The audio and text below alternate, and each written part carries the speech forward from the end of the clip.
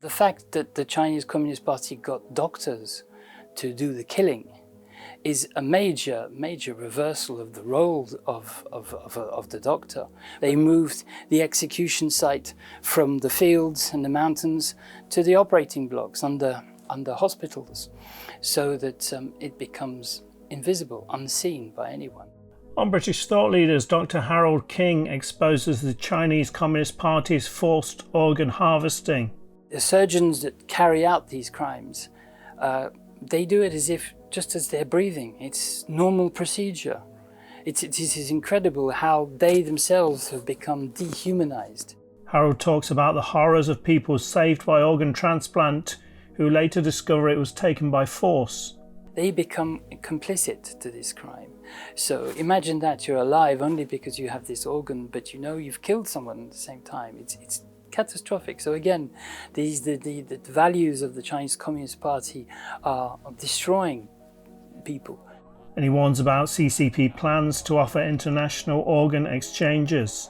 The first country that accepts is committing a huge crime, accepting illegally obtained organs and transplanting as if they were normal. Yeah, that's completely destroying all our values and medical ethics, and breaking all national and international laws.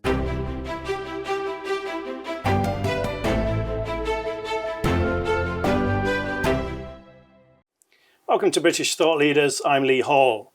Today I'm sitting down with Dr. Harold King, who is European Director of Doctors Against Forced Organ Harvesting. Harold, welcome to the show. Thank you, Lee. Forced organ harvesting may be a bit of an unknown concept to some people, so could you give us some background? What is it? Why did you start? Why was your organisation started? Right. Well, our organisation, Doctors Against Forced Organ Harvesting, started back in March 2006, and basically with a group of medical doctors who were just horrified by the fact that doctors in China could be killing people, especially Falun Gong practitioners, for their organs. And at the beginning they didn't believe it, of course, because it's just so absurd. How can a doctor that's supposed to save people's lives actually kill them and then save other people's lives, or people who are ill anyway? So they, after a little bit of research, they found out or discovered that it was true, that the doctors were killing Falun Gong practitioners when they removed their organs, vital organs. And if you want, the definition of forced organ harvesting is the forced removal of organs, vital organs especially, like the heart, lung, the liver, and the kidneys as well, and a few other organs, without the person's consent. So they are removing the organs illegally, and by consequence the person dies because these are vital organs. So how big of an issue is this? What kind of numbers are we talking about? Right. Well, before we start talking about numbers, I'd just like to talk to your audience about what are the consequences and what it really means, this forced organ harvesting, because a lot of people have confused forced organ harvesting with organ trafficking. Right. And organ trafficking, as we know it, happens everywhere in the world. It's mainly done by mafia, and it's organized crime. Normally or usually the donors are either consenting, in other words, an exchange of money, or they're non-consenting, so they can be, kidnapped, and then they wake up with a kidney missing. But there's always it's like a trade, a commercial agreement. Yeah? The idea is not to kill the person. Forced organ harvesting is only occurs, as far as we can determine, in China, and the idea is destruction, is to kill the person. There's a very big difference there. Also, why does it happen in China? Why is it by the Chinese Communist Party? It's because in China, and this was Zhu Tiankai, who was the president of the Supreme Court in China, explained that the Chinese Communist Party is officially above the Chinese constitution. So if the Chinese Communist Party decides that killing Falun Gong practitioners is acceptable and won't be punished or pursued by the police, well then that's law. Well, that's how it goes, and everyone follows. That is the major difference between other countries. Organ trafficking occurs in democratic countries, but the police are going after them. Whereas in China, they're never followed or It's kind of above criminalized. the law. It's above the law. Right. That's very important. The other point is, what are the consequences of this, other than the simple killing of people? The fact that the Chinese Communist Party got doctors to do the killing is a major reversal of the role of the doctor. But also the Chinese government is using the doctors as proxies. They are doing the killing. As in Doctors Against Forced Organ Harvesting, we say often they moved the execution site from the fields and the mountains to the operating blocks under hospitals, so that it becomes invisible, unseen by anyone. And then obviously the operating theatre is cleaned up and there's no traces, no bodies, nothing. So the consequence of using doctors changes their role. It forces them to go beyond their do no harm oath, medical oath, and turns them into murderers. And this has another consequence, other than just them becoming murderers, is the fact that, well, can you trust doctors if they are now allowed to kill people? And this is actually what happens in China.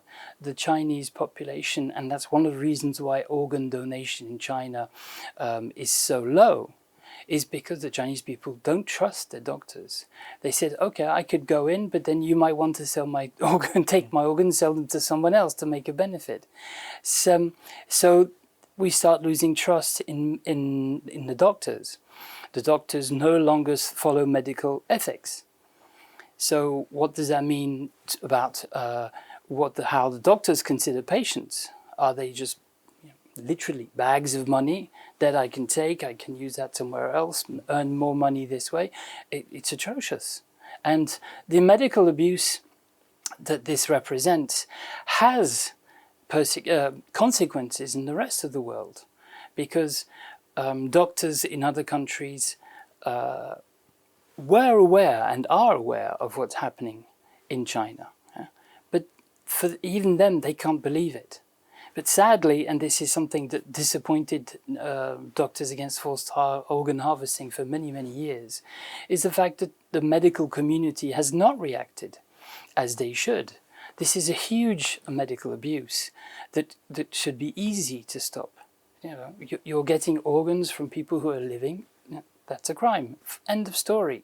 But it didn't happen that way, because the Chinese Communist Party has infiltrated governments, medical institutions, or United Nations, all these big institutions that should be able to immediately say, stop, there's a crime happening, but that's not going on. So what does that mean for our doctors and our governments, politicians who have not reacted strongly to this? So it's changing. What's happening is that we, the free and democratic world, are accepting the Chinese Communist Party's values, right, which are life has no value, life has no meaning, and human dignity just doesn't exist for them. So that's something that really scares us, is that we are slowly accepting their values instead of our values, waking up the Chinese people, the Chinese doctors, and going against these terrible crimes. This may be quite a difficult one to answer, but do you think these Chinese doctors want to do this? Yes. Interesting question.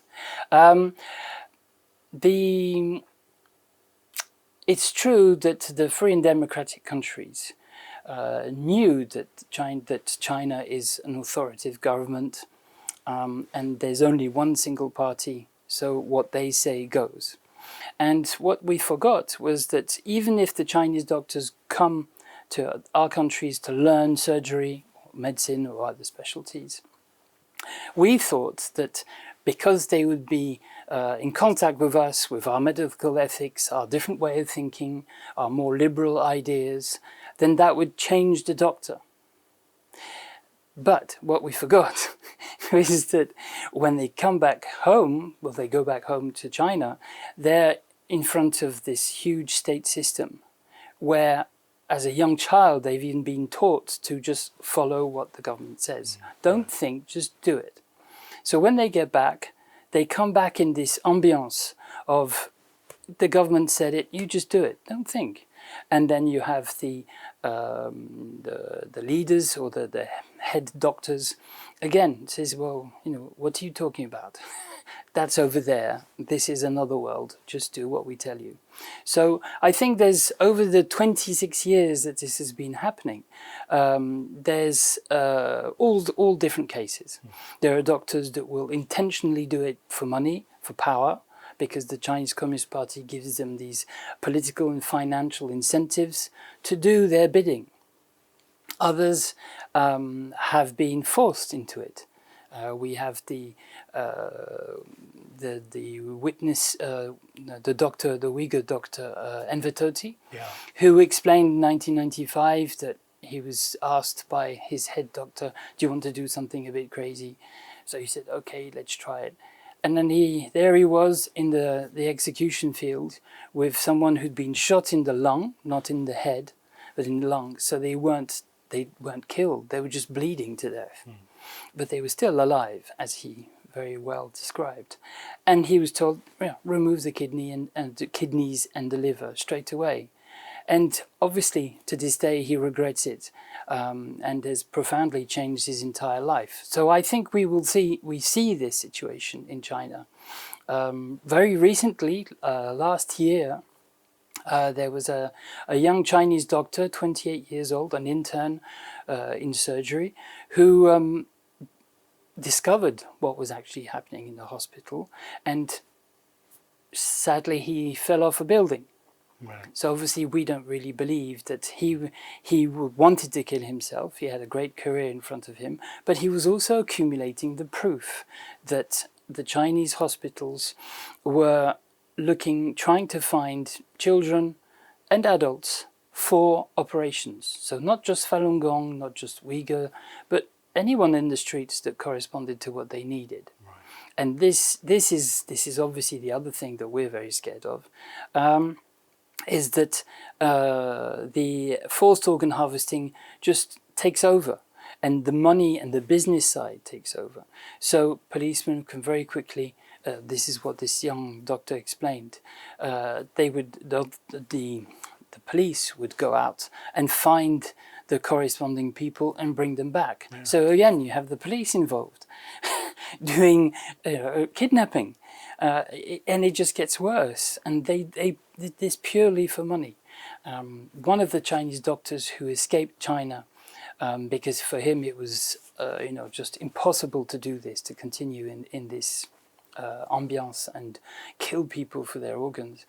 He was explaining how the surgeons that carry out these crimes, they do it just as they're breathing. It's normal procedure. Right. It is incredible how they themselves have become dehumanized in practicing these crimes. And this is obviously atrocious. We only see this normally in soldiers who become, could say, heartless, who'll be able to kill people point blank range. But now it's the doctors doing this. And that's very scary. And that must not come to the rest of the world. The other thing that so this young doctor was killed for accumulating the evidence, and thankfully his parents have been able to recover the computer and where he had the information and recover these documents. So this proof has come out, and it's going to be. Obviously, at the moment, the Chinese government is holding everything back, but we are sure that this is not the only case. There'll be other cases coming up, and more and more doctors, maybe nurses, patients, will keep revealing what's going on. Because some people believe the Chinese Communist Party in 2015, who announced that they were no longer taking organs from prisoners of condemned to death. That was back in January 2015. And that relieved a lot of doctors around the world and a lot of governments in saying, look, they've, white flag, they stop everything, they're going to become normal. Yeah. But they never did. The proof and the evidence that our group and other groups, other NGOs have accumulated show that it's continuing. It never really stopped. How difficult is it to get this evidence out of China? Obviously, the Chinese Communist Party would deny this is happening, but it seems incontrovertible at this point. Yes. Well, as a lot of people who study economics and finances in China, because a lot of the rest of the world wants to invest in China or invested in China, but where everyone knows that the Chinese Communist Party never gives true figures. And similarly for the medical world, the Chinese government is not transparent at all. They have no traceability, as is required by the World Health Organization for transplantation, cell, tissue, and organ transplants. So how did we get this information? How do we prove that this has been going on? Well, I must say that doctors were the first people to discover what was happening, because obviously it's not just a question of people being killed for their organs. It's also there are people receiving these organs, and they have to go back home to their country and be followed up by a doctor.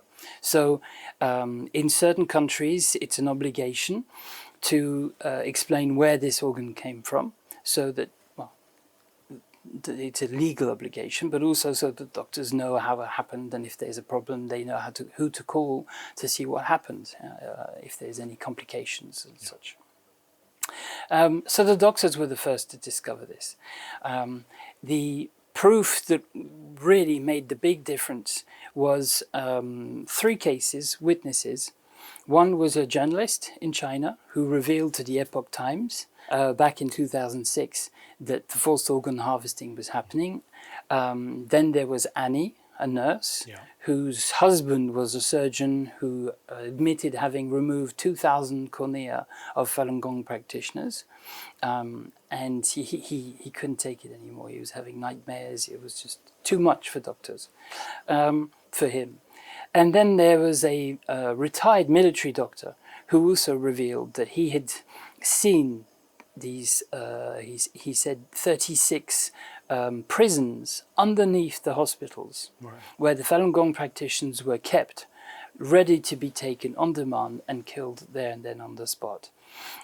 He also said that he discovered or saw the consent forms, supposedly consent forms, but all signed by the same person.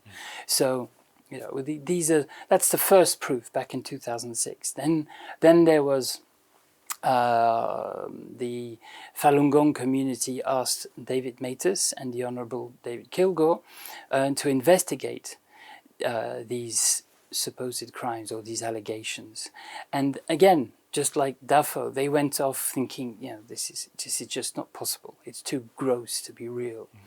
And to their great horror, it was proved. They managed to prove it. And one in their research, because they analyzed the figures that the Chinese Communist Party did release, but they also called up Chinese hospitals to ask whether Falun Gong organs were available.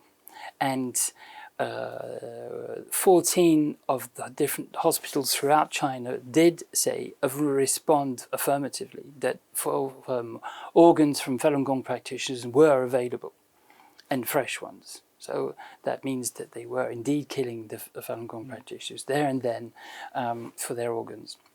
The data analysis that they had, because back in 2000, the Chinese Communist Party hadn't realized that the world was starting to look at what was happening there. So some data was still available, and the analysis showed that there were 41,500 extra transplants that could not be explained by using prisoners condemned to death. Right. So that and analyzing, comparing with the increase in or the beginning of the persecution of Falun Gong practitioners, transplantations increased at the same time as the persecution increased. So those are the first types of proof that we are able to get. Then David Matus and David Kilgore and also Ethan Goodman did more research. There's another group called the World Organization Investigating the Falun Gong Persecution, who continuously did phone calls into China right from the beginning of the persecution up until even today. They still do these calls, and they investigated every single hospital, and the results are really shocking. As I was saying earlier, the hospitals were functioning as if it was normal. It had been normalized, the fact of killing Falun Gong practitioners, healthy practitioners who were for their organs. It just, normal operating techniques. And that, again, that's as I said before, that's a really heart-wrenching situation that they didn't even care anymore about what they were doing. So there's more proof later on that came on, more witnesses. I was talking about this young doctor. There are other doctors before. There's also the evidence from patients again. And maybe one day these patients will be witnesses in court cases. It's a very terrible thing, this. There's another point important is the data analysis, because the Chinese government still had to provide some data for the United Nations. There's the Global Observatory on Donation and Transplantation, which is all run by the United Nations, and all the countries in the world send in their donation and transplantation information, the data. And China sends it in, trying to seem normal. But what's incredibly surprising, and I hope we can show this this curve onto your viewers, it's most countries, they start transplantation, like UK or France or other European countries, they reach a peak because it's limited by the number of donors there are. Right. And it doesn't change much, about only between 2 and 5% every year. But so the line is pretty much continuous, the number of transplantations. America, who's already way above, at least 3 times or 4 times above what the Europeans can do in terms of number of transplantation, again, is always on the increase, but not much more. And the Chinese curve was very interesting because the Chinese are not known as transplant experts, and they didn't have an organ donation program because Chinese people want to be, because of Confucius beliefs, that the body should be buried whole. Right. So giving an organ just doesn't come naturally to them at all. And this is what David Matus and David Kilgore discovered. This is peak that goes from 2000 to 2005 approximately, and which reaches about 20,000 or nearly 20,000 transplantations, and they started more or less at 2,000-3,000, and this huge 250% increase was just incredible. Yeah? Never seen in any other country. Especially it was livers. Kidneys are relatively simple organs to remove and transplant, but livers are more complicated. And again, that a huge increase that no other country had ever managed. And then suddenly we were coming towards the Beijing Olympics in 2006. 2006 is when the allegations were announced, revealed to the world. And this curve starts going down until about 10,000. And for 10 years, it stayed at the same level. So this is already a shape of a curve of a number of transplantations that's completely bizarre, unseen in any other country. But when you think about what it means, is that the Chinese government would have discovered a new source of organs and then lost it. Yeah? It suddenly disappeared. No other country has ever had that before. And then it stays flat for 10 years.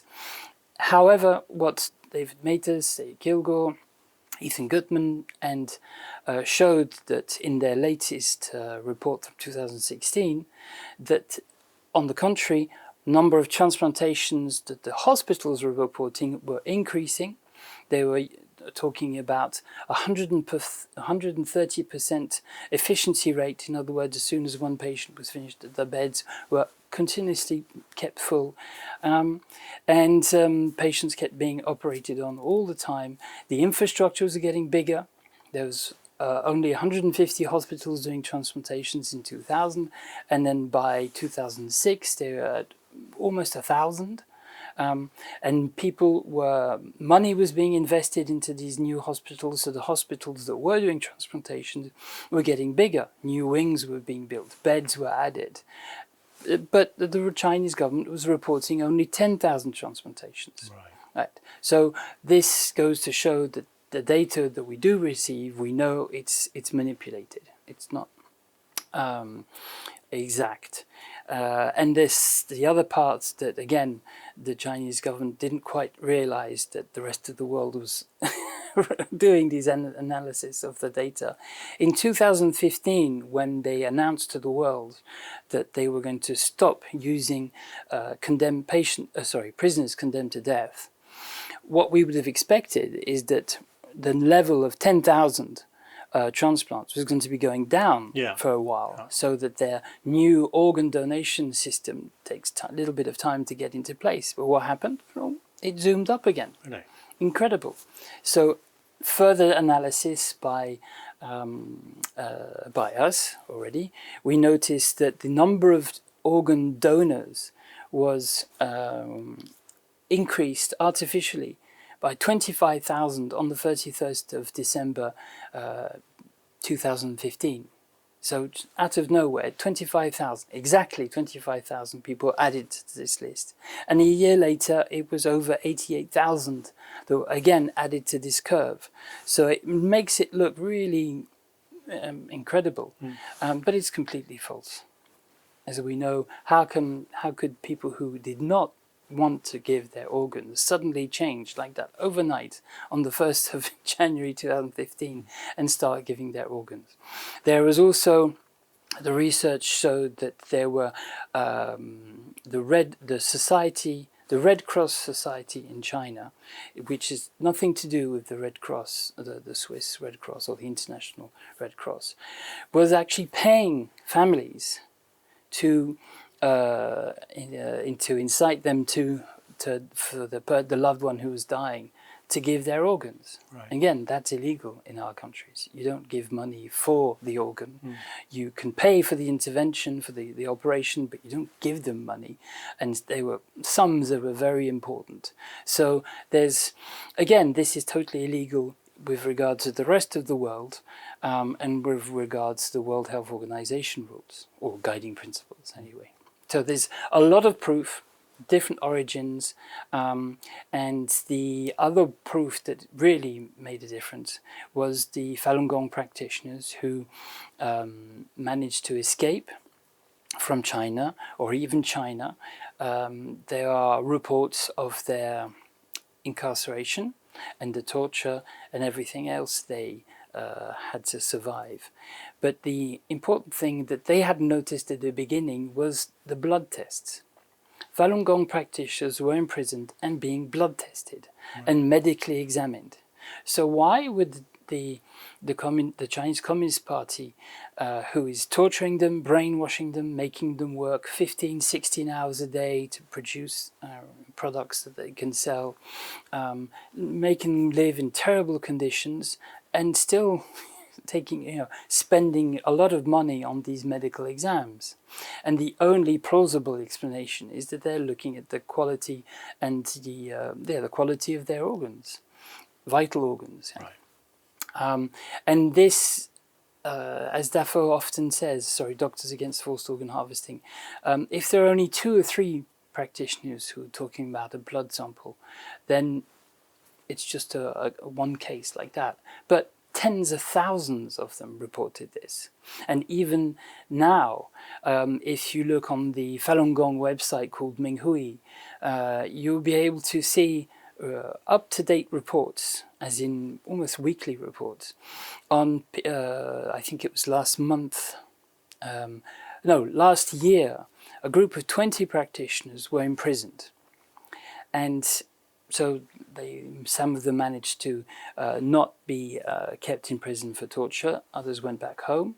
But a year later, we discovered that all 20 of them had had blood tests. And that was a year ago. And more recent cases as well. So the blood testing is still going on. And we've even had reports of blood testing in their homes. So they're not even taken away by the police and blood tested in the police station. It's directly, they just go into their homes, force them, take the blood and go out. And we've also had this for the Uyghurs. So this is, again, for us, this is, it's the forced organ harvesting becoming overwhelming, is they no longer care about the rules anymore. They're not even trying to hide it anymore. It's just blatant. So the evidence that has been gathered over these 20 years is overwhelming, and we were very pleased with what the China Tribunal, who analyzed all this data, because nobody had analyzed it before, or taking it to judge this data to prove its validity and whether the crimes in question, the allegations of forced organ harvesting, were actually occurring. And after a whole year analysis, 50 witnesses, experts and witnesses, the China Tribunal concluded that yes, indeed, the forced organ harvesting was occurring on the Falun Gong practitioners and still continues. Further evidence came a little bit later, in 2017, when we discovered that the Uyghurs were also being used as an organ donor bank. So forced organ harvesting is spreading. If I think about me, or say my friends and family, if I needed an organ and someone said, "Oh, come to China and we'll kill someone to give you an organ," I would never even think about that, not even for a moment. And who are these people that are going there, and do they know where the organ is coming from? Right. That's an interesting question, because obviously a lot of governments thought that to combat the forced organ harvesting in China, we could stop the demand. So if we stop our patients from learning about the forced organ harvesting, or at least the transplant tourism in China, then that would make it that there are less people being killed in China. But we mustn't forget that the whole purpose of the forced organ harvesting was to exterminate the Falun Gong practitioners. So, demand or not, they would still be killing them. And I'm sad to say that some pharmaceutical laboratories were doing research in China. Why? As they said, it's because the medical ethics are less demanding than the rest of the world. So there's not only just that the organ transplants are happening, but there's medical experimentation, pharmaceutical experimentation. And we hear this from the Falun Gong practitioners as well, that while incarcerated, they're injected unknown substances.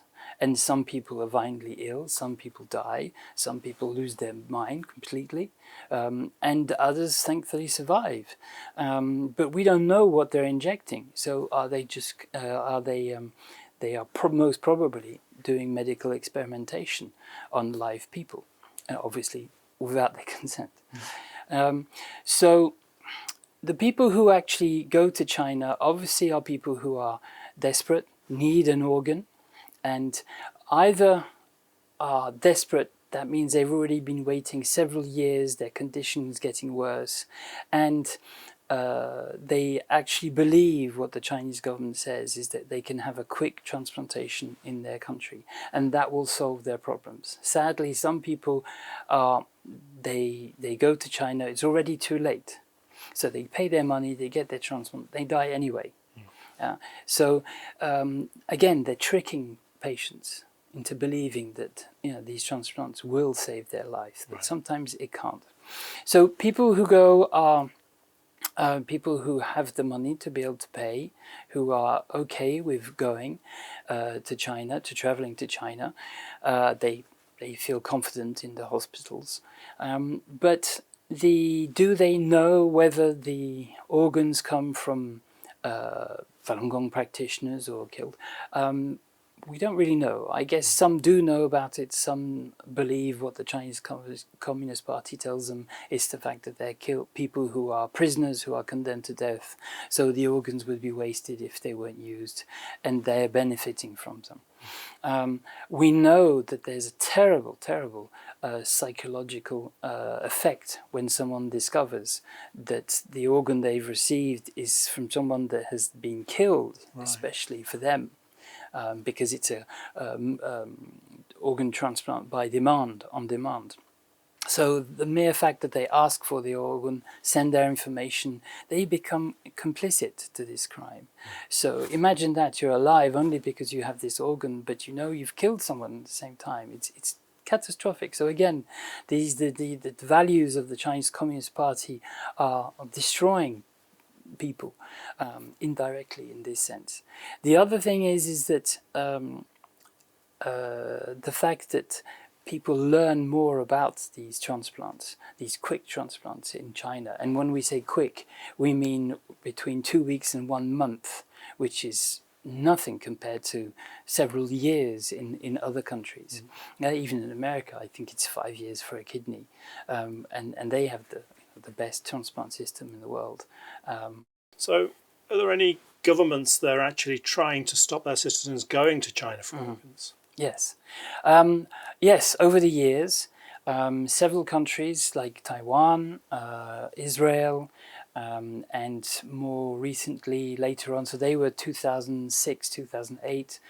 More lately, there was Belgium as well, that are changing the laws. Some of them actually stop or forbid the payment of the medical treatment that follows the transplantation. So that's a big blow for people who are not aware of this. Some patients have actually sold their house, gone to China, have the transplant, come back, and then they have to foot the bill, which can be a lot of money every month. And then they can't pay. So sadly, the country has to take them on board, even though they've had an illegal transplantation. So some countries have done that. Other countries have increased the penalties, increased the size of the fines and the prison sentence as well for anyone involved or acting as intermediary for the sale of these organs or the organizing the transplantation in China. Only recently, for example, in the UK and Canada, has the idea of starting sanctions against the people, the members of the party in China, stopping them from coming out. Yeah, so this is the first attempt to actually stop the forced organ harvesting in China. Yeah, otherwise it was, as we said earlier, the countries believed that if we reduce the demand, there'll be less transplants, less murders in China, but that's not the case. And in America at the moment, there's the Falun Gong Protection Act and the Stop Forced Organ Harvesting bills that are at the Senate level at the moment. And again, they would require investigations, official government investigations into the crime of forced organ harvesting in China. And these reports have never really been done at a government level in any country. Also requiring sanctions, real immediate sanctions on people who are participating directly and indirectly. So that's going to have a bigger effect, we believe, on China, because that will mean that the international community is now reacting against it, and it's about time because it's 26 years. Yeah. So if doctors out there are concerned, I mean, what can they do? Okay, well, first thing obviously is to learn more about these crimes. As I said, the evidence is overwhelming. There's thousands of pages of evidence, films, video reports. So they should inform themselves, and if they want, they can even join Doctors Against Forced Organ Harvesting to be able to spread this information around, discuss. That's the most important thing, is discussing about these crimes, because the Chinese government has been, as we said a little bit earlier, keeping the whole story under total silence. Media, governments, big institutions are infiltrated. They have financial and political incentives that make them self-censor, in fact. They know that there are certain subjects that the Chinese government doesn't want to talk about, so they stop talking about it. Right. Yeah. So this breaking this silence, this worldwide silence, is really important. First thing is to learn more, talk about it amongst colleagues, to their families, and obviously the same applies to people, because they can also be victims by having a transplant in another country. And what we've seen is that the public is totally against this.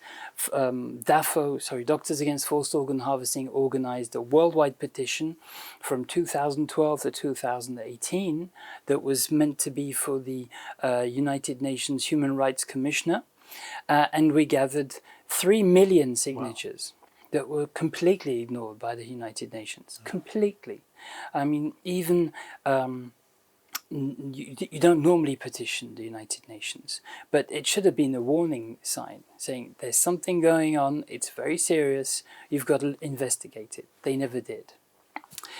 So this, starting last year, we started a new worldwide petition, and we joined forces with ETAC, and the International Coalition to End Forced Organ Harvesting, organ abuse, and also with 30 other ONGs, 30 other NGOs, to reach out to the people and get people to speak about it, to learn about these crimes, and to be able to tell their families, their friends, their colleagues, to break this silence. And the more we break the silence, the more people discover and understand what truthfulness, compassion, and tolerance means, then we're actually stopping the reason why the Chinese Communist Party is attacking the Falun Gong practitioners. And this petition is called, this time, it's called the G7+7. It's because it's aimed at the G7 heads of state. The G7 is France, Canada, America, Germany, Italy, Japan, Australia, and UK, and also European Parliament. Those are the G7. So there's actually 8, but they call it the G7. And the meeting was just, they had their summit last month in June. And they at the end of it, even though there's the Iran situation, they still indicated that the transnational repression is a serious problem. Again, that's another arm of the Chinese Communist Party trying to silence, making sure that dissidents don't talk about what the Chinese government is doing in their country, because they want to maintain this silence. So the G7+7 petition is open to everyone, a simple signature, but what we ask people is to learn about what's happening so they can visit our website, which is fohpetition.org.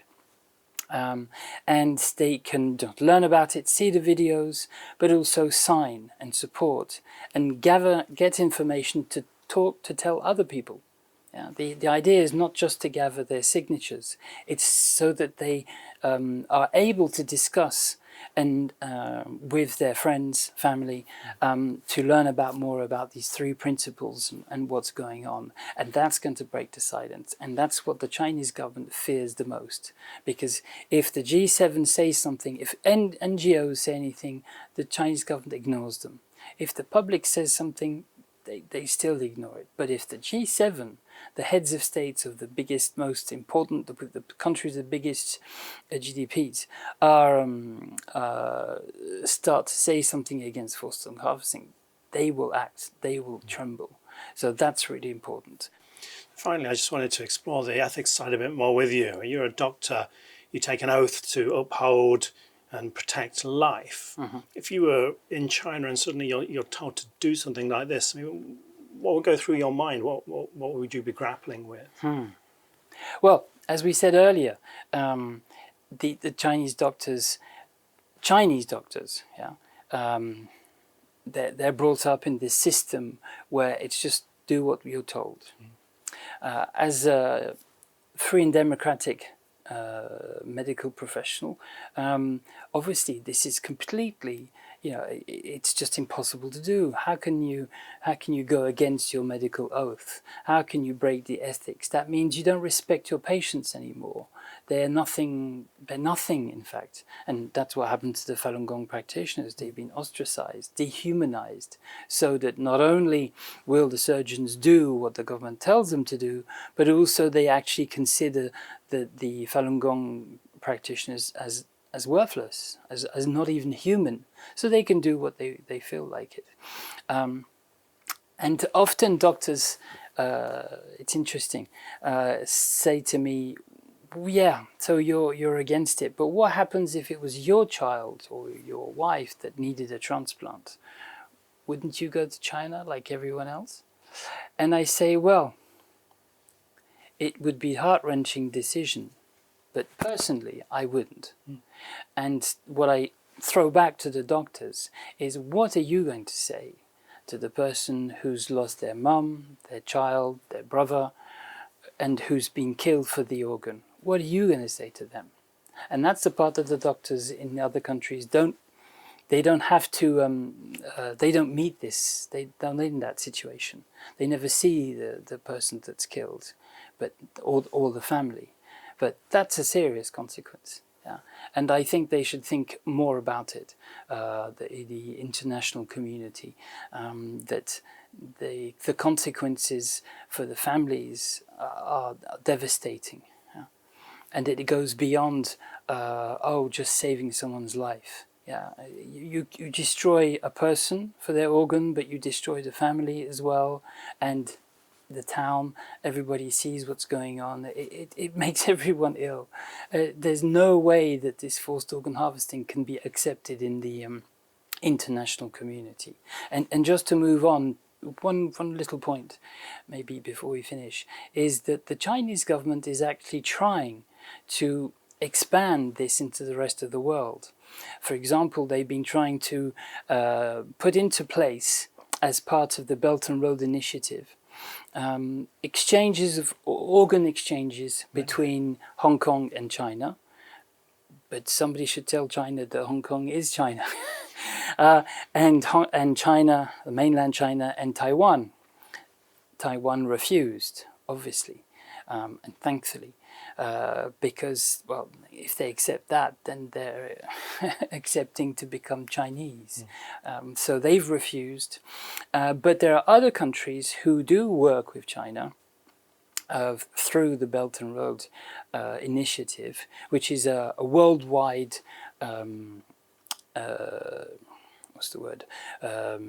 transport communication network that the Chinese government has been organizing and selling to the rest of the world since 2012.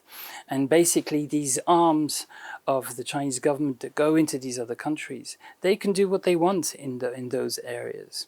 So we're, again, very worried that these are possible occasions that the organs from China would be transplanted in another country. Either they take the Falun Gong practitioner, for example, to that country, but staying within the Chinese areas, Right, a diplomatic area. diplomatic Right. areas, or the organ is transplanted. In other words, they take the organ in China. It can be conserved for over 19 hours. I think now, heart and lungs and livers and even kidneys, and transported to any part of the world. So it's important that the doctors and the international community realize this, and we have to stop that, because the first country that accepts is committing a huge crime, accepting illegally obtained organs and transplanting as if they were normal. Yeah, that's completely destroying all our values and medical ethics, and breaking all national and international laws. So that's something that we really want to fight against. Dr. Harold King, thank you so much for joining us. Thank you very much, Lee.